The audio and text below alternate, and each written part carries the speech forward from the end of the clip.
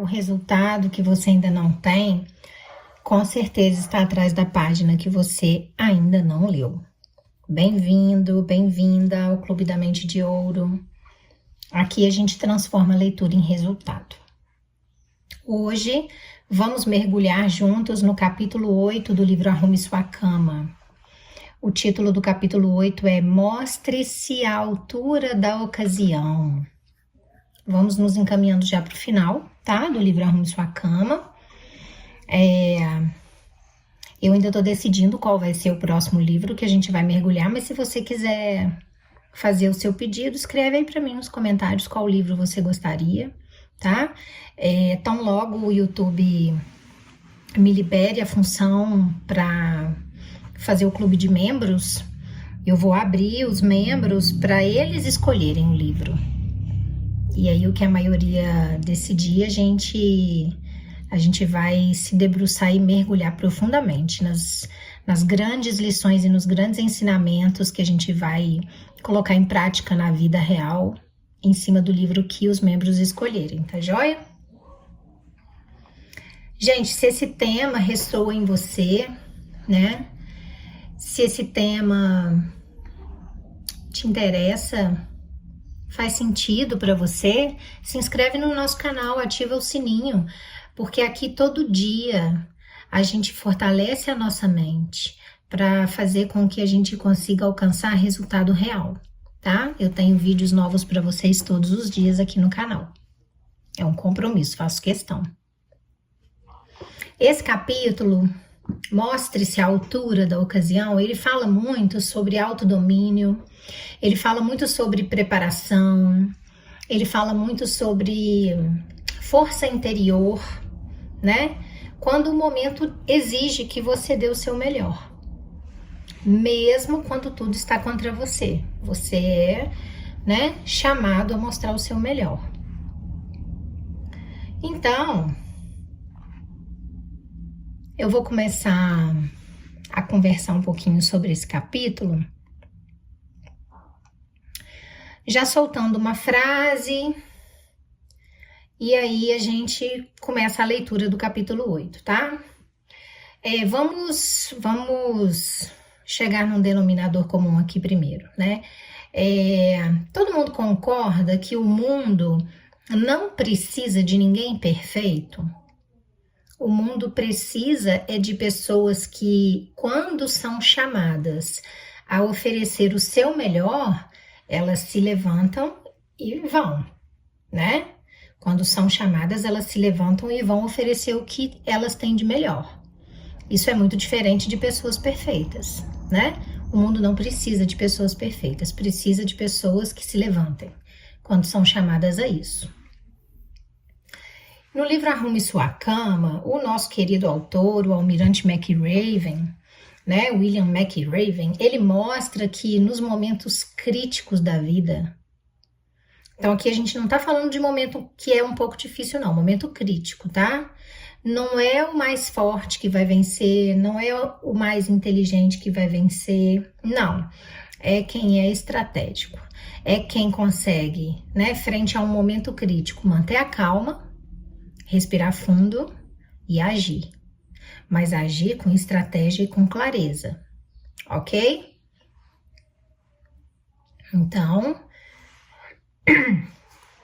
vamos começar a leitura, tá? Peço perdão pela voz, como eu já tinha falado para vocês em outros vídeos, eu sou professora, então eu uso muito a voz e acaba que chega uma determinada hora do dia que a voz tá um pouco mais cansada. Né? Bebam água, que ajuda muito a melhorar. Então, como sempre, né, o autor começa o capítulo com uma frase que começa igual em todos os capítulos: se você quer mudar o mundo, reticências, e aí o final é de acordo com esse capítulo. Então, no capítulo 8, ele diz que se você quer mudar o mundo, dê o seu melhor nos momentos mais sombrios. Vamos lá. Perdão. Parado na pequena restinga arenosa, eu olhava do outro lado da baía a fila de navios de guerra ancorados diante da base naval de San Diego. Entre os navios e o nosso ponto de partida, na baía da cidade, estava ancorado um pequeno navio que naquela noite seria o nosso alvo. A nossa turma tinha passado os últimos meses aprendendo a usar o equipamento básico de mergulho e também o mais avançado, com tanque de oxigênio de circuito fechado que não lançava borbulhas. Aquela noite seria o auge da fase de mergulho, a parte tecnicamente mais difícil do treinamento básico do SEAL. O nosso objetivo era nadar 2 quilômetros abaixo da superfície, cruzando a baía, do ponto de partida até onde o navio estava ancorado. Sob o seu casco, nós devíamos instalar uma mina magnética de treinamento na quilha e então, sem ser percebidos, voltar à praia. O equipamento de mergulho era chamado morbidamente de aparelho mortal. Sabia-se que, vez ou outra, ele não funcionava bem. E segundo o folclore do SEAL, recrutas tinham morrido ao longo dos anos usando este material. Este aparelho mortal. Naquela noite, a visibilidade na Baía de San Diego estava tão ruim que não conseguíamos ver um palmo diante do nariz. Tudo o que tínhamos era uma lanterna química verde para iluminar a nossa bússola. Para piorar as coisas, a névoa estava cada vez mais densa. A neblina pairava sobre a baía, nos impedindo de traçar o rumo até o nosso alvo. Se o perdêssemos, nos veríamos no canal de atracação, nunca um bom lugar para estar quando um destroyer da marinha se aproximava do porto. Os instrutores andavam de um lado para o outro, diante das 25 duplas de mergulhadores que se preparavam para o exercício noturno. Pareciam tão nervosos quanto nós. Sabiam que aquele treinamento tinha alto potencial de provocar ferimentos ou até mesmo a morte. O suboficial no comando reuniu todos os mergulhadores num círculo. Senhores, ele disse, esta noite descobriremos quais dos senhores marinheiros realmente querem se tornar homens rãs. Ele fez uma pausa de efeito. Está frio e escuro lá fora, e estará mais escuro ainda sob o navio.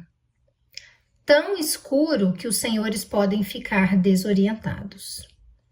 Tão escuro que se algum dos senhores se afastar de seu companheiro, ele não conseguirá encontrá-lo. A neblina agora se fechava à nossa volta, envolvendo até a pequena restinga onde estávamos. Esta noite os senhores terão que dar o melhor de si. Terão que superar os seus medos, as suas dúvidas e o seu cansaço. Não importa a escuridão, os senhores devem completar a missão. Isso é o que os separa de qualquer outra pessoa comum. De algum modo, essas palavras permaneceram comigo pelos 30 anos seguintes. Olha quão importante, né, gente? É um chamado motivacional, né?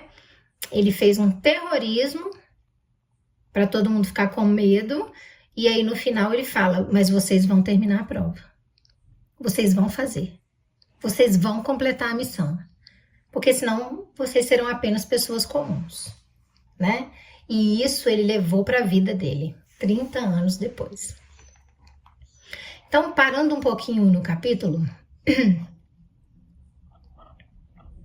depois a gente continua, vamos tirar as lições práticas, né? Dessa primeira parte. Esse título desse capítulo, Mostre-se à altura da ocasião, eu acho que é um lembrete, né? Que ele quer deixar pra gente nessa parte do livro. O que ele tá querendo lembrar, gente, quando ele escreve Mostre-se à altura da ocasião? Ele tá te falando que a vida vai te testar, né? Situações críticas vão surgir, problemas vão aparecer e você precisa se mostrar à altura da ocasião, né? A vida vai te testar. Então aí a pergunta é: você vai estar pronto quando a vida te testar? Né? Já tô começando a semear, né? O que você faz quando a pressão aumenta na sua vida? Você foge dessa pressão ou essa pressão te faz crescer? Você cresce com ela? Pensa aí e me responde nos comentários. Falando de mim, na minha vida, eu percebi que as situações em que eu tive mais desafios para enfrentar, as situações mais difíceis, mais críticas, também foram as situações onde eu mais consegui revelar a minha essência, quem eu realmente sou. Né? Porque eu tive que buscar várias vezes lá do fundo do âmago para conseguir resolver essas situações. Então foram boas para mim essas situações, né? Quando a gente é testado, a gente descobre que a gente tem força. Gente, só quando a gente é testado que a gente descobre que a gente tem muita força, né? Isso é com certeza. Então aí eu te pergunto, e você tem se preparado para se mostrar à altura das oportunidades que você diz que quer que apareçam na sua vida? Quando elas aparecerem, você está preparado para elas? Se você ainda não está preparado, você está se preparando? Você tem se preparado para que quando elas cheguem, você esteja à altura delas? E aí? Né? Qual é a resposta? A grande maioria eu sei que é não, né? Infelizmente. Então vamos começar a pensar no que a gente está querendo para a nossa vida, né? Vamos continuar a leitura e daqui a pouco eu vou semear mais um pouquinho. Botar pulguinhas aí para dormir com vocês. Olhando a neblina baixar sobre o campo de aviação na base aérea de Bagram, no Afeganistão, outro momento sombrio se desenrolou diante de mim. Uma aeronave C-17 estava estacionada na pista com a rampa de embarque abaixada, aguardando para receber os restos mortais de um herói. Era uma cerimônia de repatriação, um dos mais solenes e indiscutivelmente inspiradores atos das guerras do Iraque e do Afeganistão. Eram os Estados Unidos em sua melhor expressão. Cada homem, cada mulher, independentemente de seu passado, independentemente do heroísmo de seus momentos finais, era tratado com honra e respeito extraordinários. Era a maneira de nossa nação reconhecer o seu sacrifício. Era a nossa última saudação, o nosso agradecimento final e a nossa prece antes de enviar o nosso herói para casa. Paralelamente à rampa, postavam-se 2 fileiras de soldados. Parados na posição de descansar, eles constituíam a guarda de honra. Do lado direito da aeronave, uma pequena banda tocava suavemente Amazing Grace. Lindo, lindo, lindo demais essa melodia. Ouçam depois, procurem aí no YouTube. Alguns outros militares, inclusive eu, estavam reunidos à esquerda, e ao longo de todo o hangar se enfileiravam centenas de outros soldados, marinheiros, aviadores, fuzileiros, civis, nossos aliados. Todos tinham vindo prestar a sua última homenagem. Nesse momento chegou o veículo que transportava os restos mortais. 6 homens da unidade a que pertencia o militar morto, carregando o caixão com a bandeira, caminharam lentamente entre a guarda de honra em direção ao avião. Depositaram o ataúde no meio do compartimento de carga e fizeram a sua última saudação. Na ponta do caixão, o pastor inclinou a cabeça respeitosamente e leu uma passagem de Isaías, capítulo 6, versículo 8. Então ouvi a voz do Senhor conclamando: quem enviarei? Quem irá por nós? E eu respondi: eis-me aqui, envia-me. Quando soou o toque de silêncio, lágrimas rolaram pelo rosto dos soldados. Ninguém tentou esconder sua dor. Quando os carregadores do caixão partiram, os que estavam alinhados do lado de fora entraram um por um, saudando e se ajoelhando ao pé do ataúde para um último adeus. O C-17 partiu mais tarde naquela manhã, parando para abastecer ao longo do trajeto, e chegou à base aérea de Dover. Ali outra guarda de honra e a família do soldado morto receberam o caixão e o escoltaram para casa.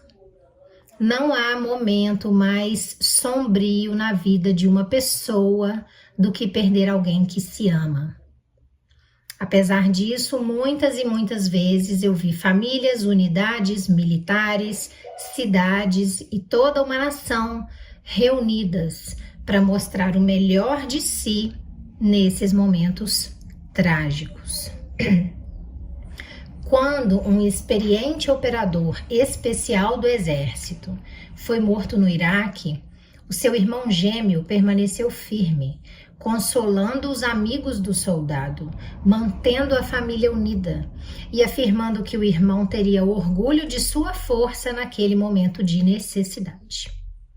Quando um Ranger foi enviado de volta à sua base em Savannah, na Geórgia, toda a unidade, vestida em seu melhor uniforme, marchou da igreja até o bar favorito do morto, na River Street. Toda a cidade de Savannah foi se juntando à unidade ao longo do trajeto. Bombeiros, policiais, veteranos de guerra, civis de todas as classes estavam lá para homenagear o jovem soldado que morrera heroicamente no Afeganistão. Quando uma aeronave CV-22 caiu no Afeganistão, matando o piloto e vários homens da tripulação, os aeronautas da mesma unidade se reuniram, prestaram sua homenagem e voaram no dia seguinte, sabendo que seus companheiros mortos gostariam de vê-los no ar, continuando a missão. Quando um acidente de helicóptero ceifou a vida de 25 operadores especiais e 6 soldados da Guarda Nacional, toda a nação lamentou, mas também sentiu enorme orgulho da coragem, do patriotismo e do valor dos guerreiros mortos. Em algum momento, gente, todos nós enfrentaremos uma fase sombria na vida. Se não a morte de um ser amado, alguma coisa que aniquile a nossa energia e nos faça duvidar do futuro. Nesse momento sombrio, mergulhe fundo dentro de si mesmo, puxe o seu melhor e dê o seu melhor. O capítulo 8 termina aqui. E agora a gente vai falar um pouquinho sobre ele. É um capítulo forte, né, gente? Pessoas dizem que ele é pesado, né? Porque fala de morte, de perda, né? De tudo que é real na vida, né? Quem nunca perdeu alguém, né? Às vezes você não perdeu numa morte, mas às vezes você perdeu de vista, né? Nunca mais viu a pessoa, né? É uma separação, às vezes um afastamento por doença, né? São várias as perdas que a gente tem ao longo da vida. São trágicas, são tristes, mas são tão reais, né? Acontecem todos os dias na casa de todas as pessoas do mundo. Bom, então vamos falar um pouquinho sobre essa parte do capítulo, né? Pra gente adequar para a nossa vida. O que a gente vê no mundo real, na vida real, né? Ali ele falou muito sobre honra, hombridade, coragem, né? Dos militares. Mas o que a gente vê na maioria das pessoas, né? Comuns, é que elas querem vencer. Mas que no primeiro obstáculo elas não têm essa atitude aí, né? Que o autor do livro cita, dos cadetes e dos militares. Elas desmoronam no primeiro obstáculo, a grande maioria, né? Querer vencer todo mundo quer. Enfrentar o obstáculo, quase ninguém quer. Então, a grande maioria, no primeiro obstáculo, desmorona, né? Mas quem quer resultado, gente, não pode agir assim. Quem quer um resultado real, palpável, precisa ser emocionalmente preparado, né? Para lidar com pressão. Tem que saber como reagir, né? Então, quando o mundo ficar mais pesado para você, você tem que entender que você tem que ser mais firme também no mundo, tá? Já tem um bingo aí para vocês. O mundo tá mais pesado, então eu tenho que ser mais firme, porque tá mais difícil. Eu não posso desmoronar, né? Quando ele fala em estar à altura da ocasião, ele tá falando de você treinar antes da batalha, de você se preparar, né? Para você saber como agir quando a batalha começar. Ele tá falando sobre você conseguir dominar suas emoções, sobre você ter foco, né? Sobre você controlar sua energia para o momento certo. Porque quando o momento chegar, não tem tempo para improvisar, gente. Ou você sabe ou você não sabe, né? Vocês sabem que em determinados momentos na vida, ou a gente sabe ou a gente não sabe. Então, eu quero saber de vocês como vocês fazem. Vocês desmoronam no primeiro obstáculo ou vocês conseguem domínio de vocês, das suas emoções, foco, energia, para não viver improvisando quando o momento chega, né? E aí você fala, gente, mas que preparo é esse? Como eu me preparo? Você se prepara quando ninguém tá te vendo. Você não se prepara aos olhos dos outros. Você se prepara quando ninguém tá te vendo. Você se prepara naquela meia hora, 40 minutos que te sobra no dia. Que você tá cansado e pega seu celular e vai ficar rolando o feed do Instagram. Nada contra a rede vizinha, não. Tá rolando o feed do YouTube também. Em vez de escolher um vídeo que vai te trazer sabedoria e ligar ele, assistir e pegar alguma coisa para sua vida. É nessa hora que você se prepara. Ah, mas é só meia hora. É meia hora que a gente tem aqui por dia também. E olha quantos bingos a gente solta para vocês aqui todo dia, né? Transformação mesmo, né? Então, é nesse momento que você se prepara, porque não é nessa hora que você vai brilhar. Nessa hora você está se preparando, tem que ser no secreto mesmo, no escondido. Você vai brilhar quando todo mundo estiver olhando, quando a batalha começar e você conseguir agir. Aí você vai brilhar. Aí é o momento de brilhar. O momento de preparação não é o momento de brilhar, né? Gente, a vida, ela não vai esperar você, tá? Ou você se eleva à altura das circunstâncias do que está acontecendo para você conseguir reagir, né? Reagir, agir, resolver, solucionar, ou você se afoga no ofuro de cocô que vai estar aquela situação. Tá? Então, seja o tipo de pessoa que consegue se controlar e, assim, manter a sua calma quando todo mundo à sua volta estiver perdendo o controle. Porque aí você vai conseguir dominar a situação e resolver. Isso é se mostrar à altura da ocasião, né? É você estar pronto no momento que lhe é solicitado para você ser o seu melhor, para você dar o seu melhor, para você estar à altura das circunstâncias, dos problemas, mesmo nos piores momentos, porque quando tá tudo muito bem, é tudo muito fácil, é tudo muito bom, né? A gente nunca sabe, tá? Quando esse momento vai chegar, quando o momento que a nossa atitude vai ser exigida. A gente nunca sabe quando esse momento vai chegar. Então, como é que vai fazer? Eu vou me preparar só na hora que o momento chegar? Não adianta, não vai dar mais tempo. Você tem que viver preparado. Então, prepare-se todos os dias, esteja preparado, todo dia um pouquinho. Viva preparado. Ok? Bingo? Vários? Então, você tá no Clube da Mente de Ouro. Aqui não tem teoria vazia, né, gente? Aqui é só vida real. Se você quer se aprofundar, mergulhar mais ainda nesse tipo de mentalidade que eu expus aqui hoje, eu te explico tudo passo a passo no meu livro Mente de Ouro, que eu escrevi com toda dedicação, amor e carinho, após estudar centenas de autores, de cientistas, de leis universais, e colocar no livro vida prática, né?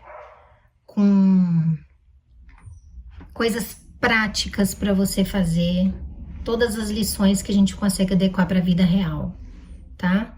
Ele é um livro muito prático, que conseguiu transformar muita coisa na minha vida e pode transformar na sua também. Eu vou deixar o link na descrição do vídeo e no primeiro comentário fixado também, tá? Eu quero que vocês se lembrem sempre: a riqueza começa na mente, não começa no bolso, mas a riqueza só se torna real quando você age, quando você coloca ela em ação, quando você age com coragem, quando você tem preparo, tá bom? Me escreve aí nos comentários, me conta qual lição que ficou com você aí hoje no seu coraçãozinho, de tudo isso que a gente conversou e que a gente leu. Como que você reage quando a vida te testa? Responde aí pra mim. Hoje, a vida tá te testando. A vida tá testando todo mundo o tempo todo. Hoje a sua vida já te testou. Escreve aí pra mim como é que você reage hoje. E como você vai reagir a partir de agora, frente a tudo isso que você acabou de aprender. Se inscreve no Clube da Mente de Ouro, ativa o sininho, vem comigo. Porque o próximo capítulo pode ser exatamente o que vai destravar sua força. Um beijo no coração de vocês.